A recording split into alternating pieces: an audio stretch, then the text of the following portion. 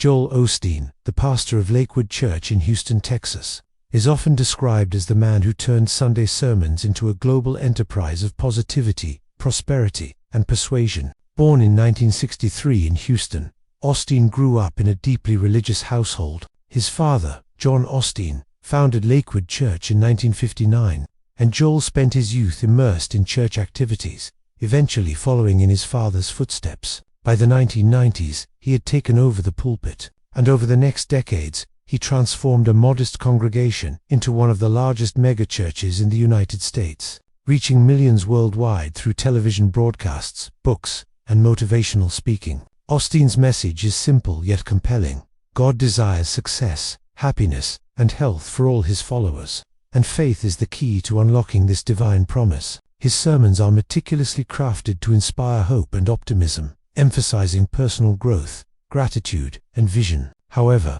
beneath the uplifting rhetoric lies a financial structure that has made Osteen one of the wealthiest pastors in the country. According to Forbes and other financial analyses, Joel Osteen's personal net worth exceeds $50 million, primarily derived from book sales, television broadcasts, speaking engagements, and donations from his congregation. Critics argue that his ministry leverages faith as a commodity, converting devotion into dollars while preaching prosperity in ways that blur the line between spiritual guidance and commercial enterprise. Lakewood Church, under Osteen's leadership, expanded dramatically. From its original 5,000-seat auditorium, it moved into a 16,000-seat former sports arena, a structure converted into a state-of-the-art worship space complete with multiple theaters, offices, and television production studios. The church's success is inextricably linked to Osteen's media presence. His Sunday services are broadcast worldwide, reaching millions who have never set foot in Houston.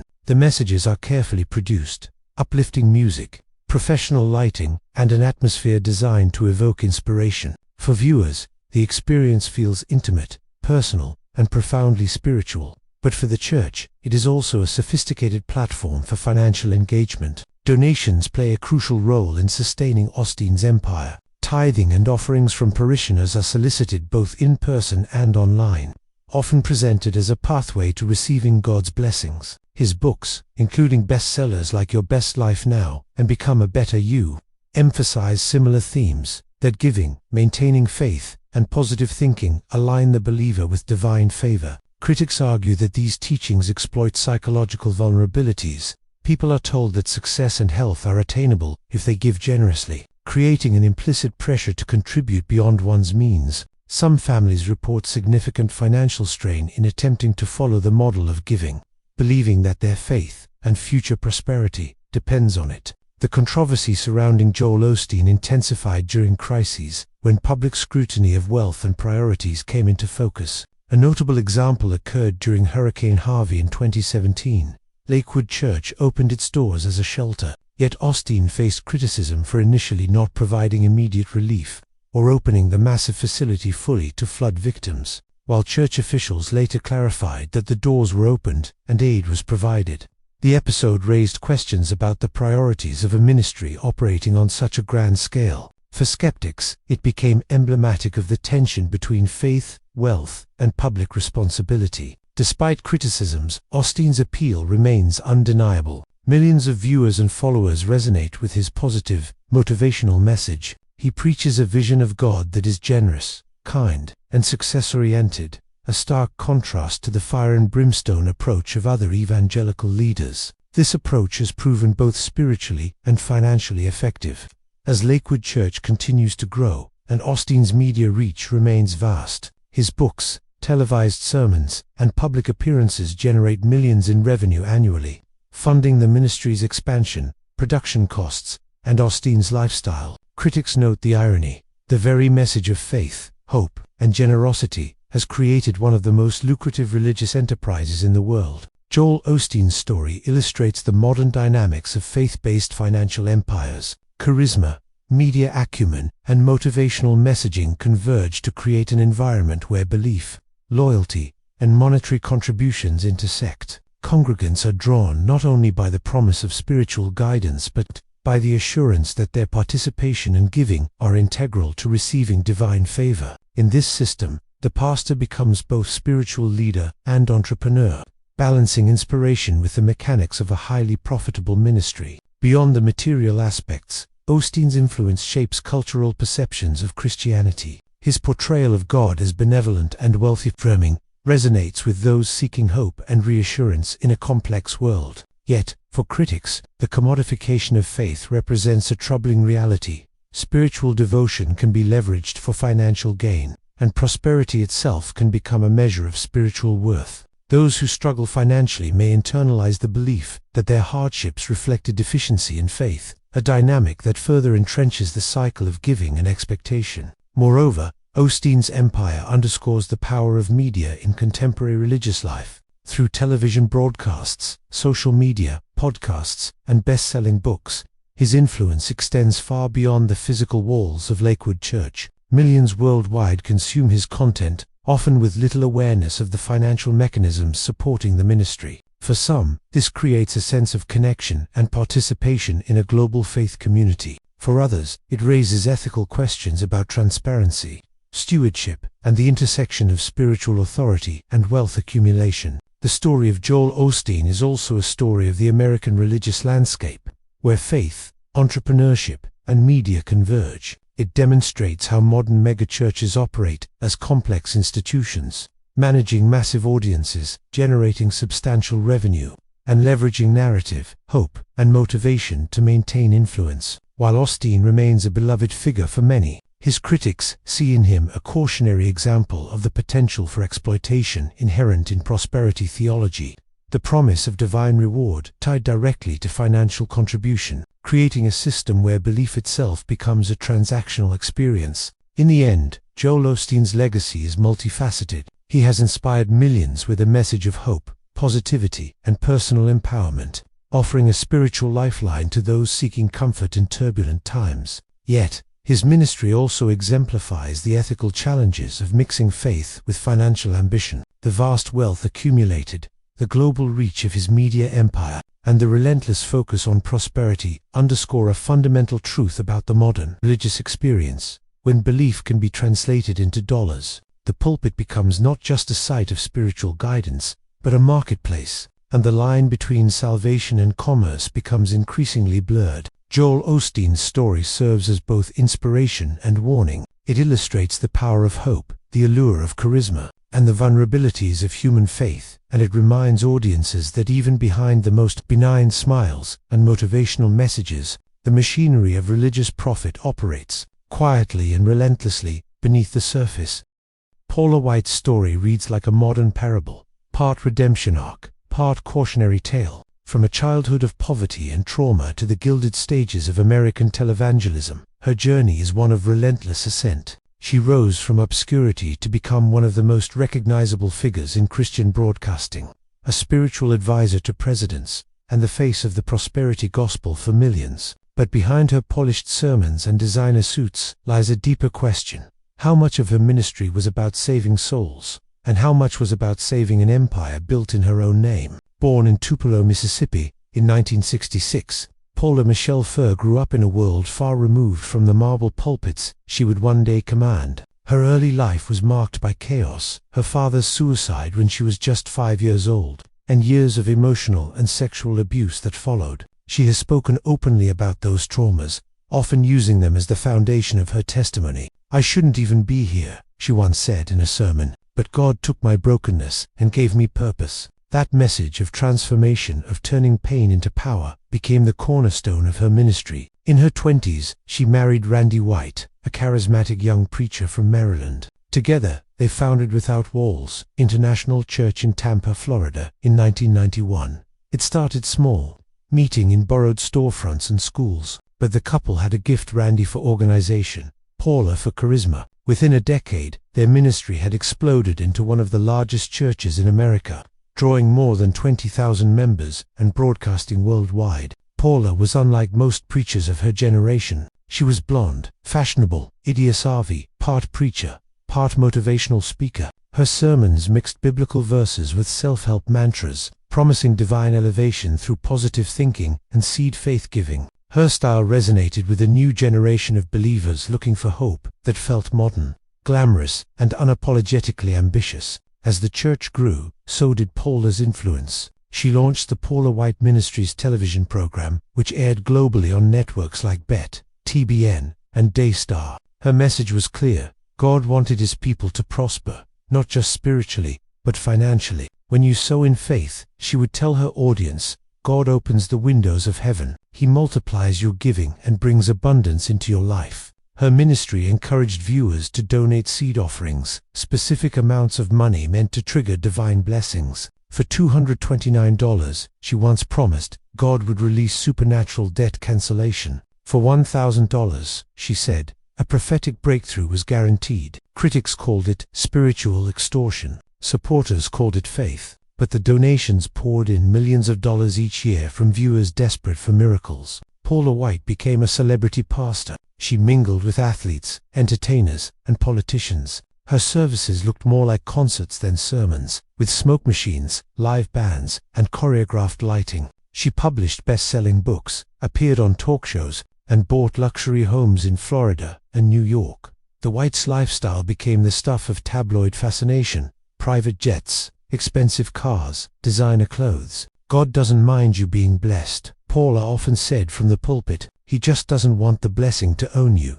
But by the mid-2000s, cracks began to show in the empire. Reports surfaced that Without Walls International Church was drowning in debt. Staff members complained of mismanagement, lavish spending, and questionable accounting practices. In 2007, Senator Chuck Grassley launched a federal investigation into the finances of 6 major televangelists, including Paula White. The Senate Finance Committee sought to determine whether these ministries had abused their tax-exempt status by using donations for personal enrichment. The investigation revealed staggering extravagance: luxury vehicles, multi-million-dollar homes, and 6-figure salaries funded by church offerings. While Paula and Randy denied wrongdoing, the scrutiny damaged their reputation. They claimed the investigation was politically motivated and an attack on religious freedom. The devil is trying to silence the church, Paula told her followers. We will not be intimidated. Privately, the pressure took a toll. In 2007,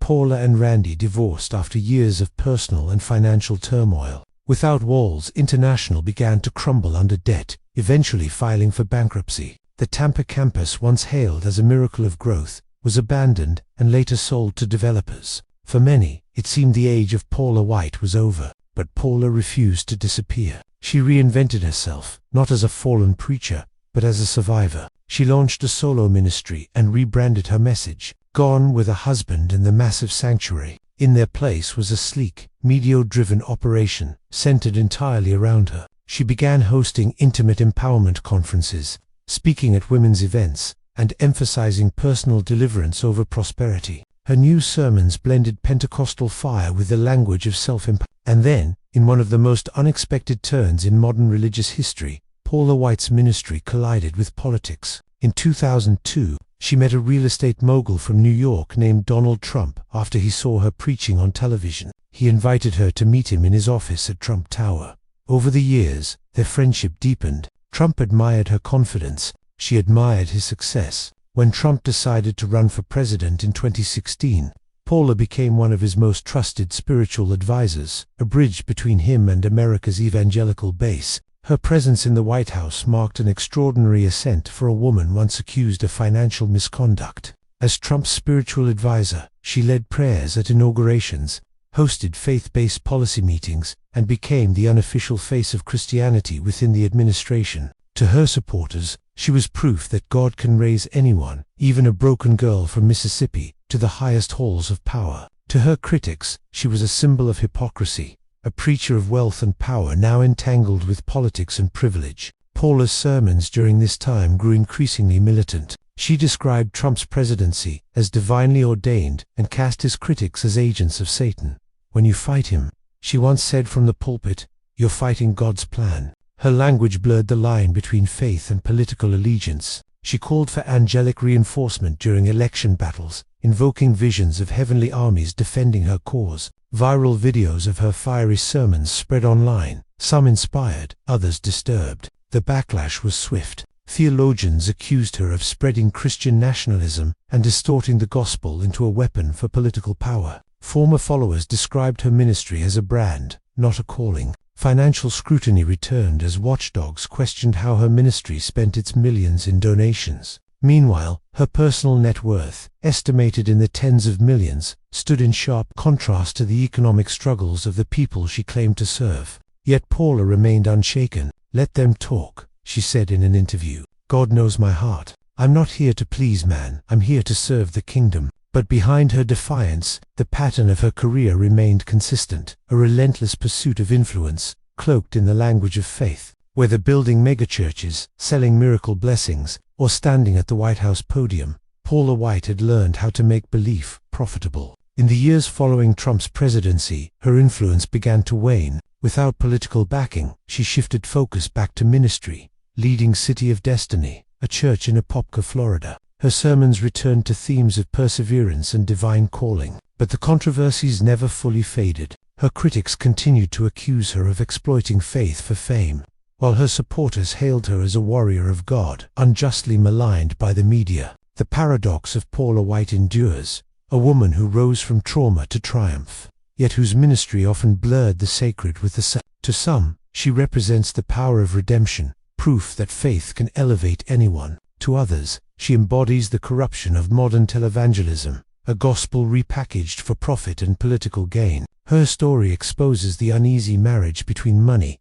media, and ministry. It forces believers to ask, when faith becomes a brand, who truly benefits? When preachers promise prosperity in exchange for obedience, whose kingdom are they really building? Paula White's empire was not built on deception alone. It was built on desire. The desire for hope, success, belonging. Millions followed her because she made them believe that God wanted them to win, that their pain had purpose, that wealth was a sign of divine favor. And in a world that worships success, that message was irresistible. But in the end, even Paula's gospel could not escape the truth. It tried to rebrand that power. Once worshipped, devours those who hold it too tightly. The woman who once preached about breaking chains now finds herself bound by the very empire she created. Paula White's legacy remains a mirror for modern Christianity, glittering, complicated, and deeply human. Her rise was spectacular, her influence undeniable, her message seductive. But somewhere between the pulpit and the palace, the gospel became a business, and salvation became a sale. And in that transformation lies the story of how one woman's faith built an empire, and how that empire, in turn, built her. Few figures in modern Christian history have embodied both divine charisma and financial controversy as completely as Tufik. Benedictus Benny Hinn, born in 1952 in Jaffa, Israel, to Greek and Armenian parents, Hinn's journey from a troubled immigrant to one of the world's most recognizable televangelists is as dramatic as the faith healings that made him famous. His story is a testament to the magnetic power of religious persuasion and a chilling example of how the promise of miracles, when monetized, can blur the line between salvation and showmanship. Hinn's family moved to Toronto, Canada, after the 1967 Arab-Israeli War, seeking stability. In his teens, Benny was an introverted, stuttering boy who struggled to fit in. But in 1972, after attending a charismatic Christian revival led by evangelist Catherine Kuhlman, he claimed to have been filled with the Holy Spirit and healed of his stutter. That moment, he said, changed his life forever. Inspired by Kuhlman's theatrical blend of music, faith, and healing, Hinn began to envision a ministry of his own, one that would touch millions and prove that God's miracles had not ceased with the apostles. In 1983, Hinn founded the Orlando Christian Center in Florida. It started small, a few hundred congregants gathered in rented halls, but his reputation as a faith healer spread quickly. Hinn's revival meetings were unlike traditional church services. They were carefully orchestrated performances of spectacle and emotion, orchestral music, dramatic lighting, and Hinn dressed immaculately in white suits. As he prayed, people would fall backward, slain in the spirit, sometimes by the hundreds. He waved his jacket like a weapon, and entire rows of attendees would collapse at once, weeping, trembling, and proclaiming healing. Television transformed Hinn into a global phenomenon. His show, This Is Your Day, broadcast daily in over 200 countries, depicted miraculous healings from cancer, blindness, paralysis, all achieved through prayer and divine touch. Viewers saw wheelchairs left behind, tumors vanishing, and children rising from hospital beds. To the faithful, it was living proof of God's power. To skeptics, it was spiritual theater. But no matter the opinion, the formula worked. Donations poured in by the millions. By the mid-1990s, Hinn Ministries was taking in tens of millions of dollars annually. Followers were encouraged to sow their seed of faith, with the assurance that financial gifts would lead to miraculous returns. Hinn often told viewers that giving to his ministry would unlock the anointing and bring healing, blessings, and financial breakthrough. The message was simple and seductive. The more you give, the more God gives back. It was a prosperity gospel disguised as healing ministry. Hinn's personal lifestyle reflected that prosperity. Investigations revealed that he traveled the world by private jet, stayed in presidential suites costing upwards of $10,000 per night, and maintained multiple luxury homes, including a California mansion valued at $10 million. His wardrobe, imported furniture, and fleet of vehicles stood in stark contrast to the modest lives of many who funded his ministry through monthly donations. In 2003, a shocking NBC Dateline investigation pulled back the curtain on Hinn's empire. Hidden cameras followed his entourage as he traveled to crusades in India and Kenya. What reporters found was a highly coordinated business operation, strict control over the flow of people to the stage, selective screening of who appeared in healing segments, and little to no follow-up on supposed miracles. Medical professionals and families of those healed during services often reported that the conditions returned soon after, or that no real improvement had occurred at all. Hinn's staff would reportedly usher away those whose illnesses were visibly unchanged, ensuring that only the dramatic recoveries made it to broadcast. Yet despite growing skepticism, Hinn's ministry continued to flourish. His global tours drew millions, stadiums filled with desperate believers seeking hope,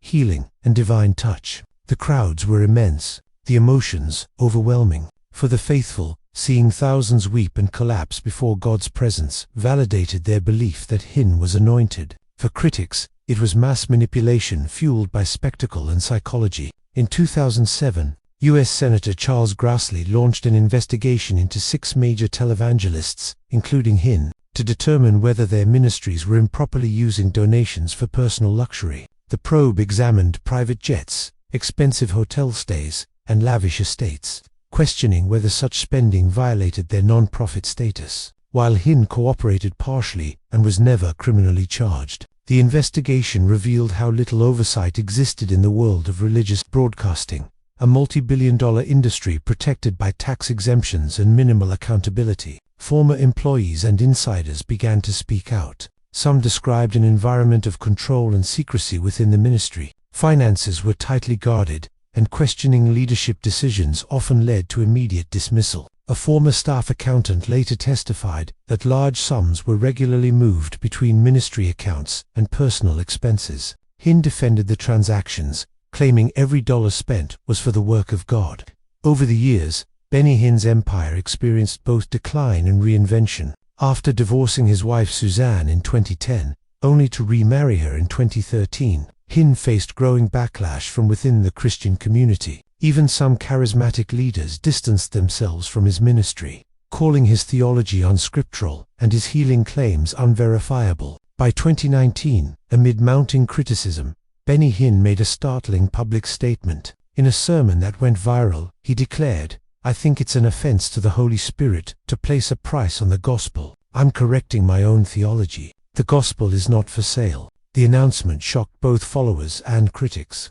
Hinn admitted that some of his teachings on prosperity were wrong and that he had, in his words, been caught up in the machinery of religious commercialism. But the repentance was met with skepticism. Many noted that his donation campaigns continued, albeit under softer rhetoric. His ministry's website still offered special seed opportunities and premium memberships. For some, it seemed less a transformation and more a strategic rebranding, an attempt to restore credibility without dismantling the empire. Beyond the controversy, the emotional impact of Hinn's ministry remains undeniable. Countless believers claim to have experienced healing through his prayers, even if medically For those who felt hopeless, his crusades provided community, catharsis, and a renewed sense of purpose. Yet the cost, financial and psychological, cannot be ignored. Families who donated thousands in desperation, hoping for miraculous cures that never came, often found themselves disillusioned and in debt. The emotional power of belief, when entangled with financial demand, becomes both miracle and manipulation.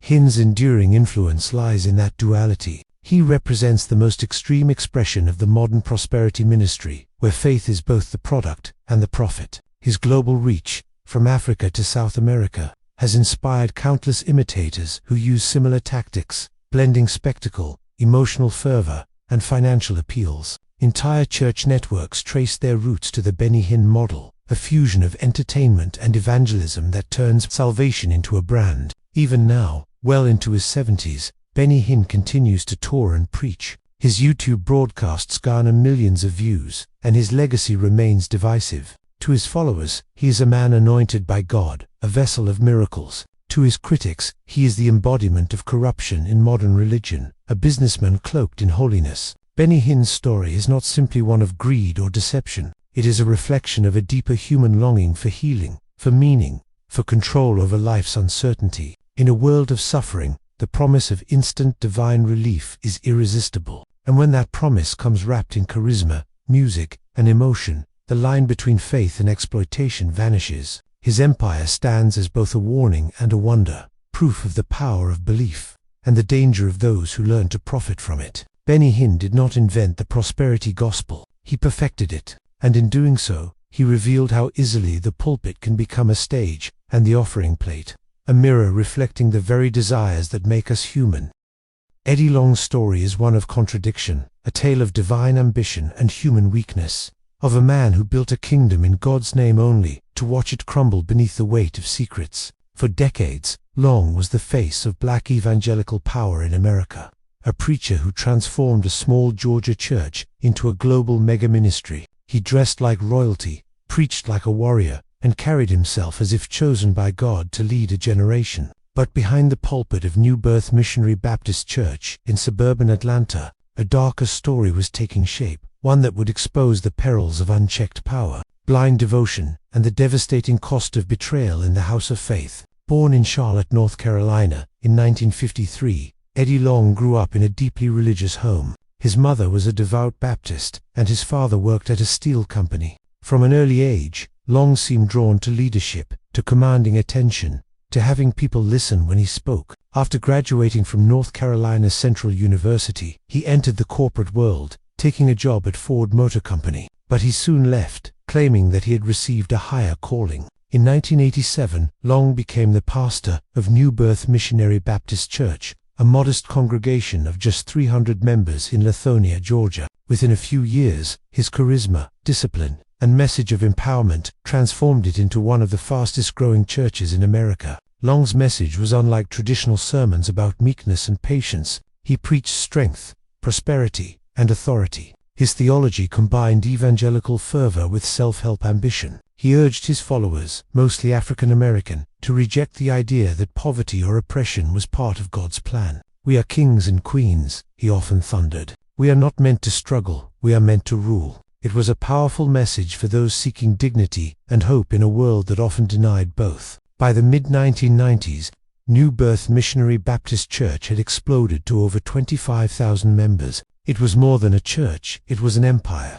The campus sprawled across 240 acres, complete with a school, fitness center, bookstore, and television production facility. Long's services were theatrical, booming gospel choirs, multimedia screens, and thousands of worshippers filling the sanctuary. Dressed in designer suits and diamond cufflinks, he strode the stage like a general, preaching that God rewarded obedience with success. But what truly set Eddie Long apart was his influence beyond the pulpit. He became a national figure in the prosperity gospel movement, preaching that faith and financial success were intertwined. He courted business leaders, athletes, and politicians. He mentored young black men, presenting himself as a father figure to those without one. His men's ministry, the Longfellows Youth Academy, aimed to teach discipline, sexuality, and spiritual manhood to teenagers and college students. To his followers, he was a role model. To outsiders, he was an empire builder cloaked in righteousness. By the early 2000s, Long's power had reached unprecedented heights. He hosted conferences attended by thousands and was invited to the White House by President George W. Bush. He presided over elaborate ceremonies, including one in which he was crowned by members of his congregation with a Torah scroll and golden crown, symbolically declaring himself a king in God's house. His image was immaculate, disciplined, anointed, untouchable, but beneath the surface, the walls were cracking. In September 2010, 4 young men filed lawsuits against Bishop Eddie Long, accusing him of using his spiritual authority to coerce them into sexual relationships. The allegations were explosive. The men, all former members of Long's church and his mentorship program, claimed that he lavished them with attention, gifts, and trips before allegedly initiating sexual acts. According to court documents, Long had taken the teens on lavish getaways to Kenya, New Zealand, and the Caribbean, bought them cars, paid their college tuition, and given them cash and jewelry. The plaintiffs alleged that these gestures were not acts of pastoral generosity, but part of a grooming pattern that blurred spiritual mentorship into manipulation. The lawsuits painted a disturbing picture. The young men described how Long would refer to them as his spiritual sons, and how their relationships with him turned intimate under the guise of divine connection. They alleged that he quoted scripture to justify his actions, framing their encounters as holy rather than sinful. He would tell me, one of the men later said, that the spiritual bond between us allowed things other people wouldn't understand. When the news broke, the fallout was immediate. New Birth Missionary Baptist Church, once a fortress of unity, became a battleground of disbelief. Thousands of congregants wept openly during services, some defending Long fiercely, others walking out in disgust. The media swarmed the church gates. Commentators called it one of the most significant scandals in modern Christianity, a betrayal that struck at the heart of faith itself. Eddie Long took to the pulpit, denying the allegations but refusing to directly address them.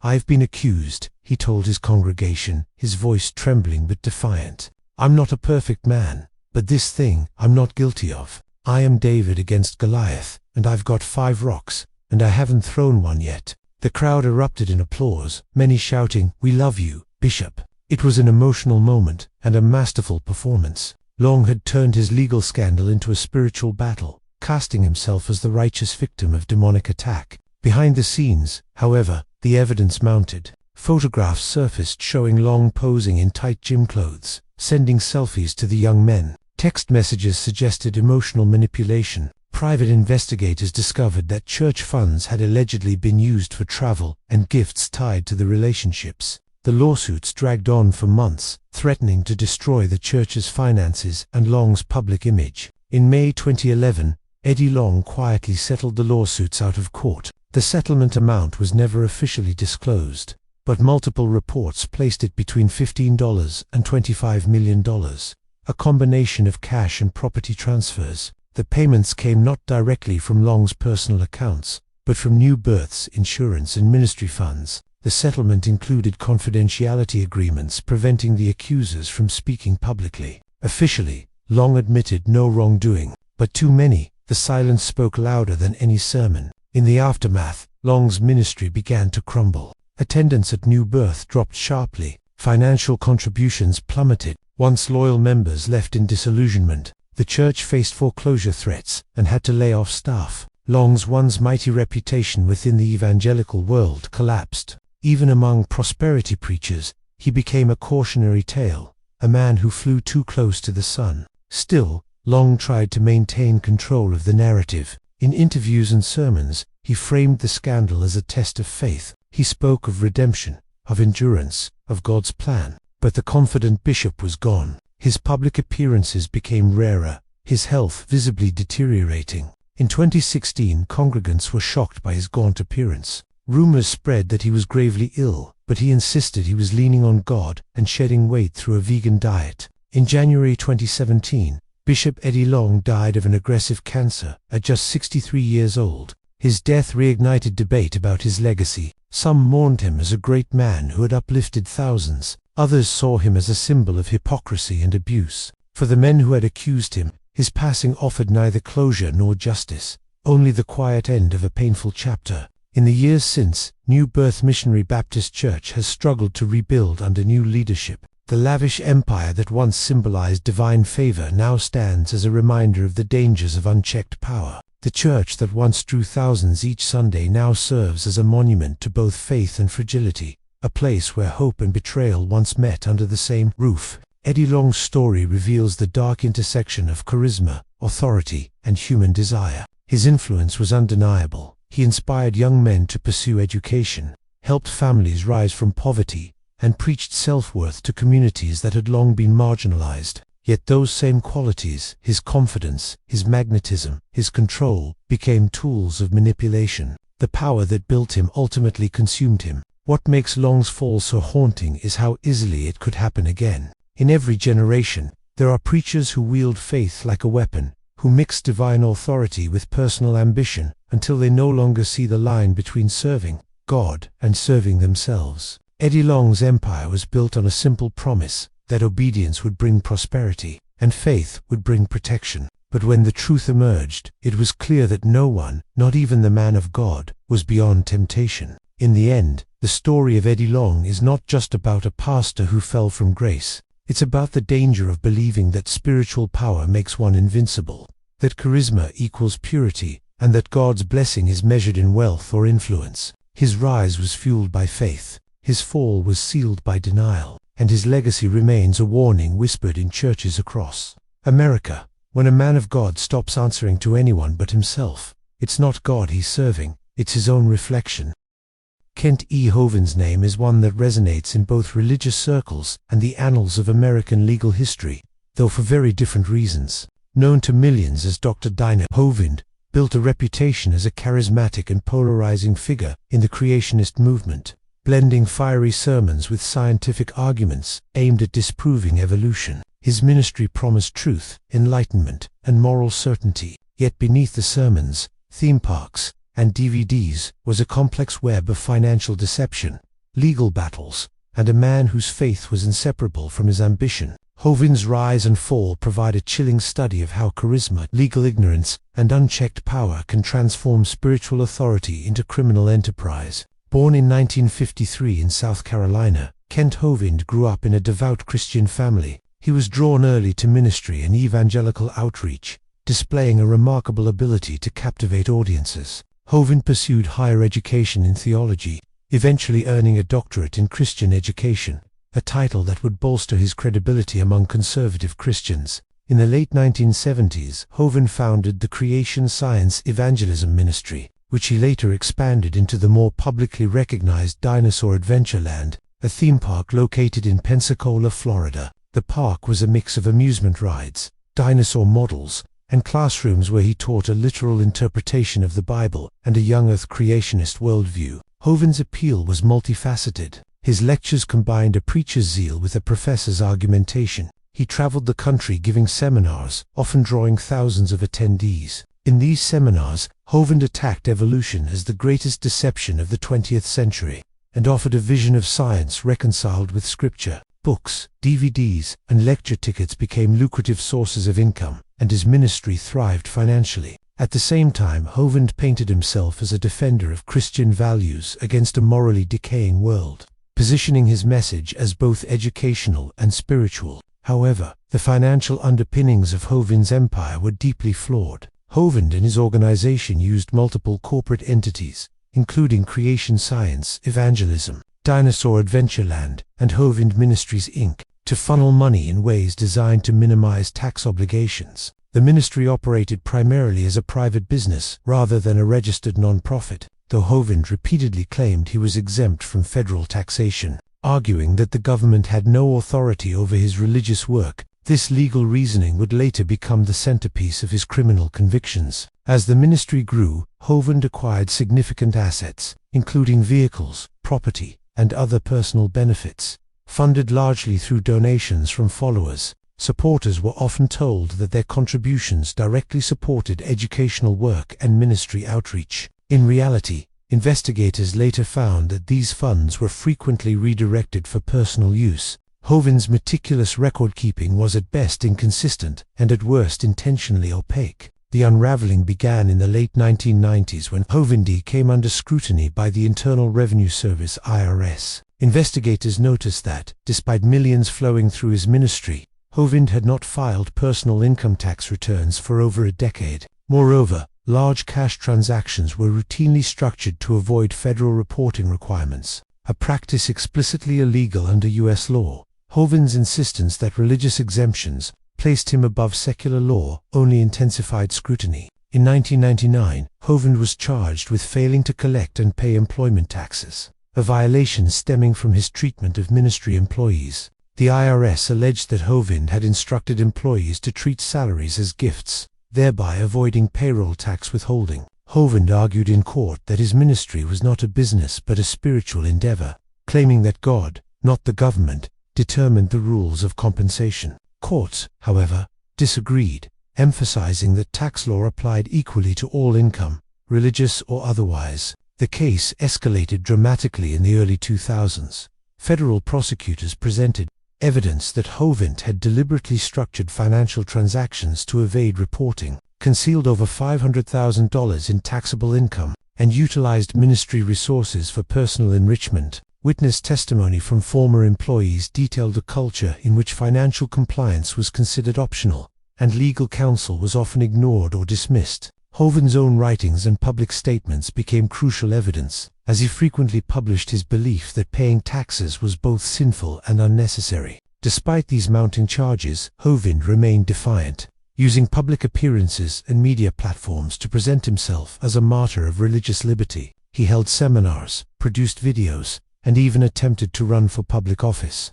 portraying the government as an adversary to God's work. Followers were encouraged to see legal challenges as spiritual attacks rather than legitimate criminal investigations. This rhetoric deepened the divide between the preacher and federal authorities, further isolating Hovind in a siege of ideological conviction. In 2006, the case culminated in Hovind's conviction on 58 counts, including tax evasion, structuring financial transactions, and obstructing federal agents. The court found that he had willfully attempted to defraud the United States and had deliberately flouted the law over a prolonged period. The prosecution emphasized that Hovind's interpretation of religious liberty could not justify criminal conduct or financial deceit. Sentencing was severe. Hovind received 10 years in federal prison, along with a $600,000 restitution order to compensate for unpaid taxes and penalties. The sentence sent shockwaves through the evangelical and creationist communities, many of whom struggled to reconcile their faith in Hovind with the stark reality of his legal culpability. The fallout from Hovind's conviction was extensive. Dinosaur Adventureland was shuttered, assets were liquidated, and the ministry dissolved. Followers faced both spiritual and financial disillusionment. Donations intended for religious education had been misused, leaving supporters to grapple with betrayal. Yet despite the conviction, Hovind maintained a significant following online, with loyalists continuing to promote his lectures, DVDs, and writings, framing his imprisonment as persecution rather than justice. Hovind's story is emblematic of the dangers inherent when religious authority intersects, unchecked, with financial power. He possessed extraordinary charisma, a compelling vision, and the ability to inspire devotion in thousands. These qualities, however, were intertwined with legal ignorance, personal ambition, and ethical compromises that ultimately led to his downfall. His case serves as a warning to religious communities worldwide. The line between faith and fraud is perilously thin, and spiritual zeal does not exempt leaders from accountability under the law. Even after his release in 2015, Hovind remained a controversial figure. He continued to produce online content, teach creationism, and engage with supporters, though he largely avoided the institutional structures that had once amplified his reach. Legal analysts and religious commentators alike reflect on his case as a textbook example of how financial misconduct can destroy not only a ministry but also the trust of an entire community. Kent Hovind's rise and fall underscore a fundamental truth about power. Charisma and conviction can build empires, but without transparency, accountability, and ethical grounding, those empires can collapse as swiftly as they rise. His life is a study in contrasts, devotion and deceit, inspiration and exploitation, faith and felony, and remains a cautionary tale in the annals of American religious history. Gerald Payne, the founder of Greater Ministries International GMI, is remembered not for his sermons, but for the financial devastation he left in his wake. His story is one of charm, manipulation, and a calculated exploitation of faith, a chilling illustration of how spiritual authority can be weaponized for personal gain. In the 1990s, Payne built an empire promising prosperity and salvation, only to see it collapse under the weight of criminal investigations, legal judgments, and ruined lives. His tale is a stark reminder of the vulnerabilities inherent in blind trust, particularly when money and religion intertwine. Payne was born in 1949 in Alabama and grew up in a devout Baptist household. From a young age, he demonstrated an affinity for public speaking and leadership, traits that would serve him well in ministry. He pursued theological studies and, in the 1970s, began preaching at small churches across the southeastern United States. By the early 1980s, he had founded Greater Ministries International,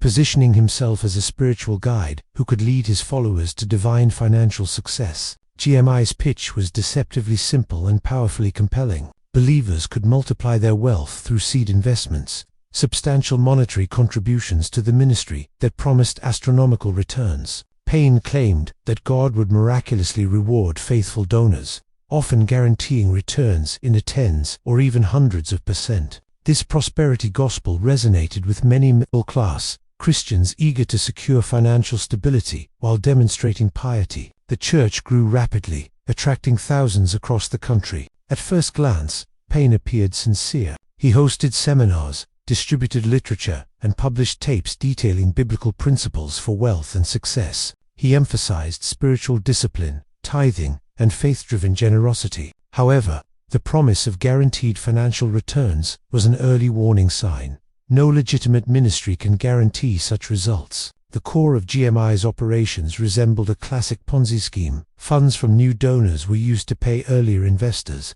creating the illusion of miraculous profits. Throughout the late 1980s and into the 1990s, Payne expanded aggressively. GMI acquired office spaces, built a headquarters in Tampa, Florida, and even purchased luxury vehicles for staff and ministers. The ministry operated a complex financial network, with multiple shell corporations and offshore accounts designed to obscure the flow of money. The wealth of the leadership team grew exponentially while many church members poured in savings, retirement funds, and even mortgage money, believing it would multiply under God's favor. For years, Payne maintained an image of piety and integrity. He preached about obedience, faith, and divine guidance, often framing the ministry's success as evidence of God's blessing. Followers trusted him implicitly, sharing personal financial information and turning over significant portions of their life savings. To outsiders, GMI appeared as an ordinary man, but inside, Payne and his associates were orchestrating one of the largest religious investment frauds in American history.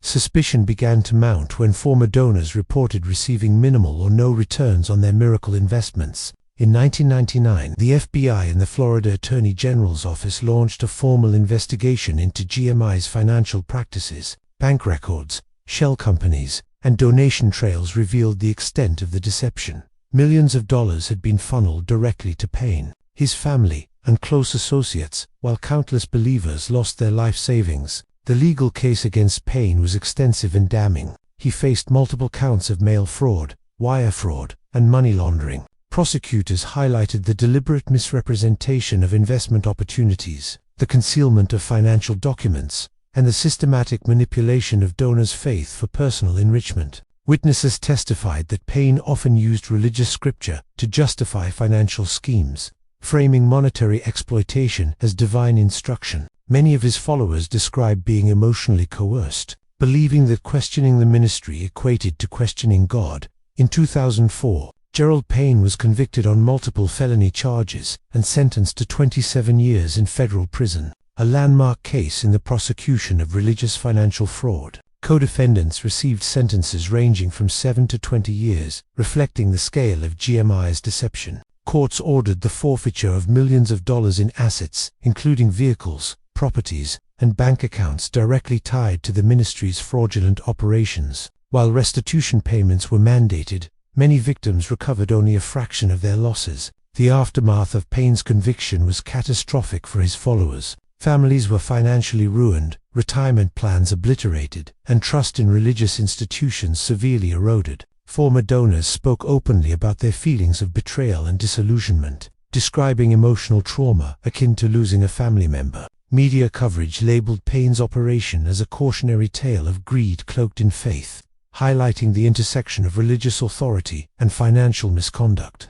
GMI's collapse also reverberated across broader evangelical communities. Scholars, clergy, and journalists debated the systemic vulnerabilities that allowed such schemes to thrive. Critics noted that ministries operating without transparency, accountability, or external oversight were inherently risky, especially when leaders claimed divine authority over financial matters. Payne's case became a standard example in discussions about religious fraud, teaching seminars, and investigative journalism. Even from prison, Payne retained a degree of notoriety. Supporters continued to follow his teachings online, framing his conviction as persecution or misunderstanding of spiritual law. Yet the legal and moral realities were clear. Payne had orchestrated a deliberate, long-running scheme to exploit faith for personal gain. His ministry, once a beacon of hope for thousands, became a stark symbol of deception. The story of Gerald Payne serves as a chilling reminder that the allure of spiritual authority can be weaponized.